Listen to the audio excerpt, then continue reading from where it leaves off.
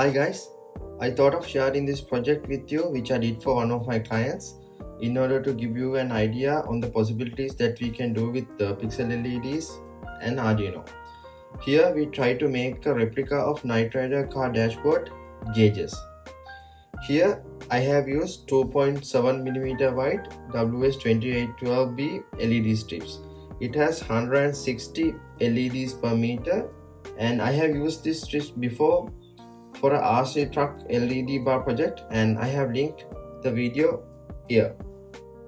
If you want, you can check on that and see the performance of these LED strips as well. And this is an Arduino Nano, and these 6 strips are individually connected with this Arduino Nano, and it is controlling the 6 strips in a random way to mimic the Knight Rider dashboard gauges with red and green lights, as you can see. And as you can see, each and every LED strip shows a unique design, so it feels more natural. The data lines of the LED strips are connected with the controller via 220 ohm resistors, so one resistor for one LED strip, so there are 6 220 ohm resistors here, and there is a 12 volt to 5 volt voltage regulator inbuilt in this controller apart from the Arduino Nano to supply power to these LED strips. The reason of using an external power regulator is that the inbuilt power regulator of the Arduino Nano is not sufficient to give power to these LEDs, and it may lead to overheat the internal voltage regulator. And these are the regular 3mm yellow LEDs connected in parallel. Here we have 3 LEDs in one set and connected in parallel, and I have used 1 kilo ohm resistor here inside of this hinge string tube to bring down the supply 12 volt voltage to around 3 volts.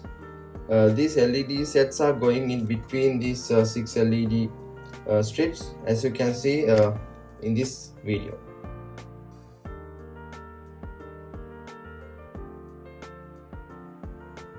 I have powered up the yellow LEDs to show you guys the appearance of those as well.